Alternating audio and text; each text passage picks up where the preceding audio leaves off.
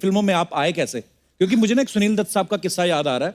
एक बार हमारे कॉलेज में आए थे, तो वो बोल रहे थे कि जब मैं फिल्मों में आया तो लोग मेरी माँ को बोलते थे कि बेचारी का एक ही बेटा है और वो भी फिल्मों में आ गया। मतलब आदमियों के लिए कितना मुश्किल था, तो आपके लिए कितना मुश्किल रहा होगा उस समय फिल्मों में आना? हमारे जमाने में तो बहुत ही मुश्किल, क्योंकि आज से आप पीछे 70 साल अगर जाएंगे तब बोलेंगे कि अरे बाप रे, लड़कियां और काम करेंगी। ऑफिस में भी नहीं, कहीं भी नहीं, तो नेचुरली आने ही नहीं दे रहा था कोई। पर हम बच्चे बच्चे थे, घुस गए अंदर। हमारी दिलीप साहब एक फिल्म बना रहे थे, गंगा जमुना। तो वहाँ बोले उनको कुछ बच्चे चाहिए, तो घुस गए अंदर। हमारी कोई बिल्डिंग में सब बच्चों को जमा करके जा रहे थे, तो 500 बच्चे ले गए। ऑडिशन अपनी जगह पे चलता रहा, हम खाते पीते रहे।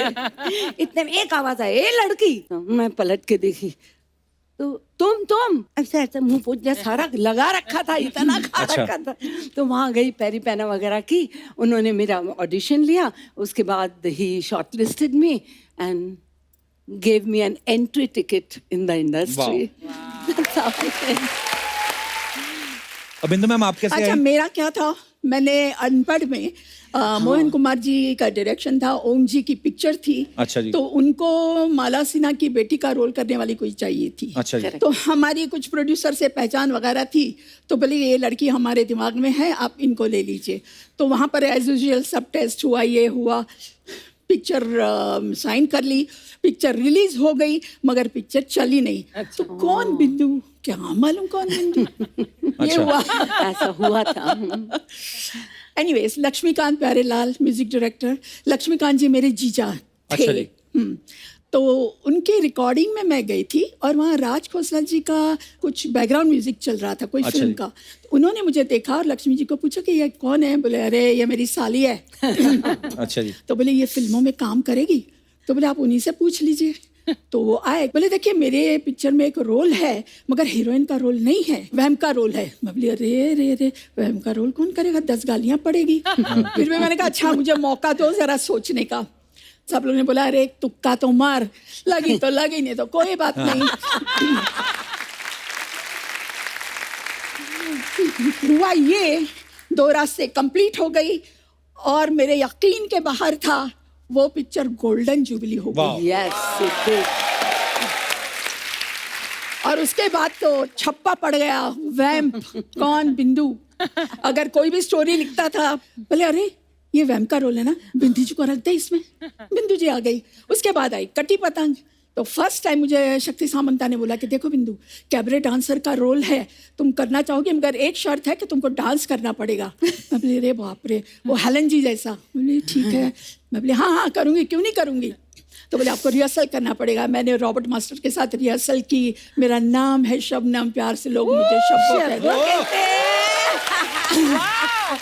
वो भी पिक्चर हिट हो गई। तो अभी सब डिस्ट्रीब्यूटर, फाइनेंसर, अरे बिंदु जी यार ये पिक्चर में एक गाना होना चाहिए। वाह, मुझे डांसर बना दिया। क्या बात है।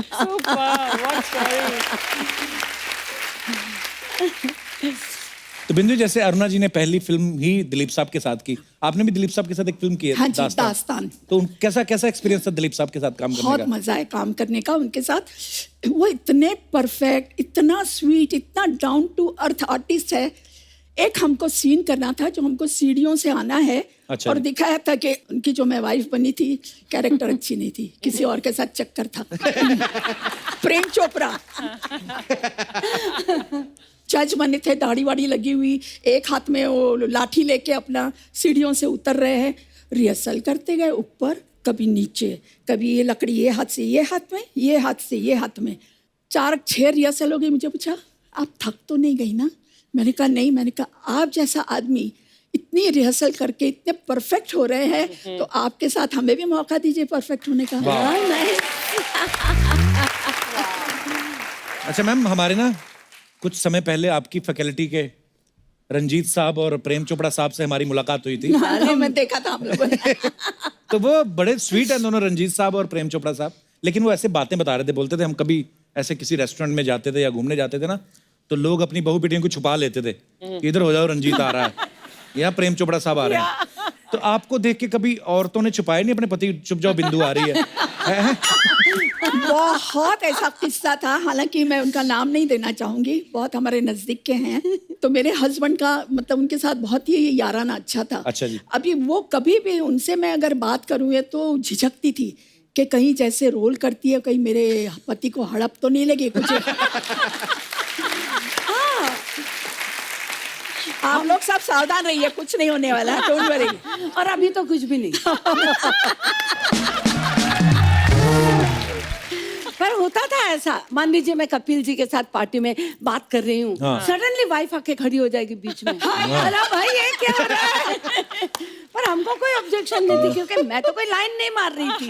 उनको ये लगता कि हम लाइन मार रहे करके बीच में आती थी। कुछ ना अरुणा जी अफवाहें हैं, तो आप प्लीज बताइएगा कि वो सच है कि नहीं। तो अरुणा जी आपके बारे में ऐसा सुनने आया कि मुंबई में जो ईरानी चाय है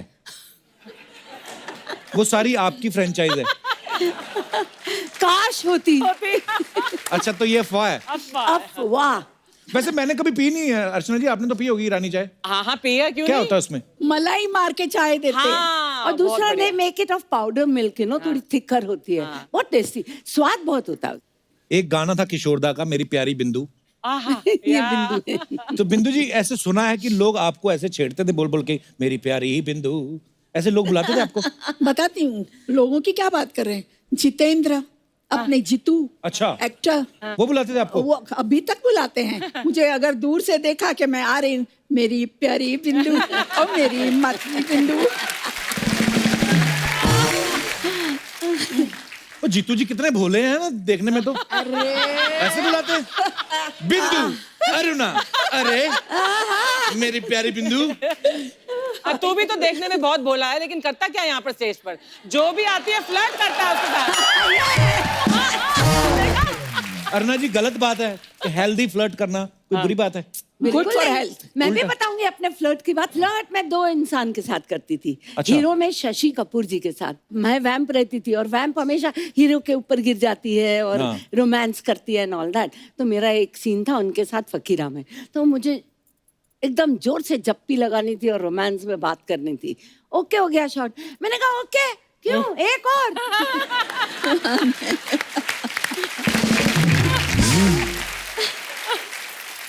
क्यों, काय के लिए एक और? मैंने कहा देखो शशि जी, आप दुनिया में कितनी लड़कियों के साथ में फ्लर्ट करते हो, कितने रीटेक्स जबरदस्ती करवाते हो, एक मेरे को भी कराने दो।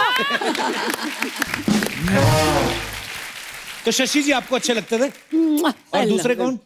एक है हमारे कपिल शर्मा। ये भोला फेस और ये मीठी हंसी। पता नहीं उसमें कितनी फंसी। फायदे बड़े उठाता है इस चीज से। बिंदु जी आपका कभी क्रश नहीं हुआ किसी हीरो पे? हीरो का क्रश होता था मेरे पे। ओह, एक मेरा प्रोड्यूसर था शशि कपूर जी। अच्छा। और हम लोग सब साथ में शूटिंग करते थे, तो मेरा पागल था। मालूम पड़े कि जिस दिन मैं शूटिंग कर रही हूँ उसके साथ, वो अच्छे अच्छे कपड़े पहन के आने का, और मैं खाली दूर से बोले क्या बात है, इतना खुश होने का। मुझे शशि ने बोला बिंदु, तू जब ऑर्डर करती है तो अच्छे वहाँ से कबाब वगैरह मंगवाता है, हम लोग को पूछता ही नहीं। तो एक काम कर, तू जाके जरा बोलना कि मुझे आज खाना है। तो मैंने कहा कपूर जी, मैंने कहा मुझे आज बहुत इच्छा है खाने की। अरे अभी मंगवाता हूँ, मगर तू अकेले खाना, हाँ, और किसी को नहीं देना। फिर उसके बाद अपना मेकअप रूम में हम लोग गए आए, अपना वो कबाब वगैरह। शशि जी आ गया क्या कबाब, आ गया क्या कबाब? मैं बोली मंगवाया मैंने, तो शशि जी ने 2-4 खा लिए। इतने वो ऐसा ऐसा करके आया मेरा प्रोड्यूसर, बिंदु जी आपने खाया कि नहीं कबाब? मैं बोली हाँ कितने अच्छे। बोले और मंगवा दूं? मैंने कहा मंगवा दो।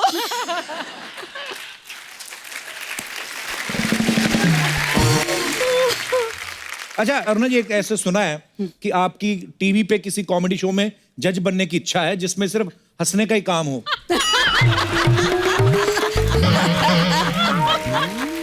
बताइए अरुणा जी। नहीं, मैं किसी के पेट पे लात नहीं मारूंगी। Thank you Aruna ji, thank you. देखा, तो अगर वो जो किसी है वो खुद किसी के पेट पे लात मार के आए हो तो? वो चलेगा। अच्छा बिंदु जी, एक और अफवाह है आपके बारे में, कहते हैं कि एक समय पे जितने भी हिंदुस्तान की जो सासू माँ हैं उन्होंने मोर्चा निकाल दिया था क्योंकि आपने सास के रोल ऐसे कर दिए थे कि बहुएं ना सास को कोड वर्ड में बिंदु बुलाती थी। पर ये बात सच है, मैं उसमें मैं क्या कर सकती थी? जो जुल्म ढाया है वो मेरे प्रोड्यूसर ने, मेरे डायरेक्टर ने, मेरे राइटर ने। मैं तो वैसी हूँ, अच्छी। अच्छा बिंदु जी, मैंने सुना है जैसे आपकी शादी बहुत कम उम्र में हो गई थी। हाँ जी, तो बिल्कुल। फैंस को तो पता नहीं होगा क्योंकि सोशल मीडिया तो होता नहीं नहीं, मैंने जब इंडस्ट्री में 2 रास्ते कर रही थी तो आई वाज ऑलरेडी मैरिड। अच्छा जी। किसी को मालूम ही नहीं था कि अब मेरी शादी है, इसलिए तो आपको फिर उसके मालूम था ना? मुझे मालूम था, मगर मेरे फैन को तो किसी को मालूम नहीं था। तो मैं आपको एक किस्सा बताती हूँ। अच्छा जी। एक कोई मेरा फैन था, वो उसने मुझे लिखा कि मैडम, मैं रोज आपके घर के सामने आता हूँ, आप कभी बालकनी में आइए, और जिस दिन आप बालकनी में आएगी तो मैं समझ जाऊंगा कि अब शादी के लिए तैयार है। मैं डर के मारे बालकनी में गई नहीं। पर ये तो हो गई फैन की बात। मैंने सुना है आप अपने हस्बैंड को भी बड़ा तंग करती थी। वो इनको मिलने के लिए बुलाते तो जाती नहीं थी, ऐसा सुना है। हाँ, शुरू में बहुत लाइन मारते थे तब। अच्छा। हाँ, तो वो हमेशा पहले तो उन्होंने एक अच्छा सा खूबसूरत सा रुमाल भेजा। अच्छा बड़ा जी। जॉर्जेट का, मतलब कोई फॉरेन का ही होगा। अच्छा जी। मेमली नहीं, फाड़ के मैंने फेंक दिया। अच्छा जी। उसके बाद कुछ 2-4 लेटर्स, वो भी मैंने पढ़े नहीं। अच्छा वो जी। भी फाड़ के फेंक दिए। उसके बाद आहिस्ता आहिस्ता मुलाकात हुई, और एक दिन पता नहीं उन्होंने मुझे वॉच दी। अच्छा, जी। वो भी फाड़ दिया आपने? नहीं, सुनिए। अच्छा जी। सुनिए, मार्केट थी वहां पर, तो ऐसे हम लोग, मुझे बुलाया और कुछ पता नहीं हमारा आपस में क्या झगड़ा हुआ, क्या हुआ, मैंने उठाई वो और उठा के फेंक दी। अच्छा। तो आज तक मुझे उसका पछतावा है। नहीं, आज भी वो बहुत मुझे चाहते हैं शुरू से, और आज जो कुछ भी मैं हूँ तो मेरा सबसे बड़ा सपोर्ट है। क्या बात। अरुणा जी, आपने, बिंदु जी, आपने बहुत सारे स्टार्स के साथ काम किया है। हमारे पास कुछ सवाल हैं जो हम आपसे जानना चाहते हैं। आपने इतने सारे एक्टर्स के साथ काम किया, सबसे ज्यादा विटी आपको कौन लगा, जो बड़े हंसमुख हो और बड़े हाजिर जवाब? हाँ। शुरू में तो अमित जी भी थे। अच्छा, नहीं शरारती तो है अमित जी, मतलब उनको खाली वो उनको, जमाने में तो बहुत जरा कुछ ज्यादा ही थे शरारती। अभी बहुत ये बन गया है। नहीं, जी, जी। बिल्कुल नहीं। हाँ। ओके। सबसे ज्यादा पंक्चुअल कौन होता था कि पूरे टाइम पे पहुंच जाते थे सेट पे? शशि जी अच्छा और जी। अमित जी। अमित जी। वाह, क्या बात है। ऐसे नहीं अमित लेजेंड जी- बने यार। सबसे ज्यादा शरारती हीरो कौन था? शशि जी, शशि जी। मस्तीखोर। अच्छा जी। शशि जी भी, और संजय। तो संजय बाबा। संजय, ओ हो, एक सेकंड नहीं चुप बैठता वो लड़का। कहीं आके अभी कुछ बोलेगा, वहां जाएगा, घूमेगा, फिर वहां जाके रिएक्शन देखेगा कि वो, मतलब वो उंगली खोर बोलते हैं ना वो। अगर आज के जमाने में बोले तो डेफिनेटली अजय देवगन। अजय देवगन Oh जैसा my God. शैतान कोई नहीं। अच्छा, Actually- वो नहीं। शैतान है वो बच्चा। बहुत Always। सताता है बहुत, है ना? मुझे कितना तंग करते थे पता है। हम लोग एक फिल्म कर रहे थे हकीकत, जी। तो उधर हैदराबाद में शूट चलती थी। तो वहाँ हैदराबाद में क्या, पहले तो सेल फोन होते नहीं थे, फोन आता था तो वो सेट के बाहर एक फोन रहता था, भाग के वहां तक जाओ। तो मेरे को बोलते थे तुम जाओ गेट पे अरुणा को, अब जाओ ना। अरुणा जी क्या कर रहे हो, मेरी इतनी सी बात नहीं करोगे। मुझे गेट पे भेजते थे, मैं गेट पे जाती थी और वहां से फोन करती थी, can I speak to Amrish ji. अच्छा। और अमरीश जी को आते थे, हेलो या आई एम विनीता हियर। आपसे करवाते थे ये सब? मेरे से करवाते थे। मैं करती थी। तो शरारती तो आप हुई। मैं साथ देती थी। अच्छा, हमने इतने सारे हीरोज के साथ काम किया आपने, बिंदु जी आपने भी। रियल में हीरो आपको कौन लगा, जो आपको लगा यार ये बंदा कमाल का है? See look wise hero yes सब थे, पर एक हीरो जो हमारी इंडस्ट्री का रियल हीरो था वो प्राण साहब थे। वाह। वाह। Really very nice man.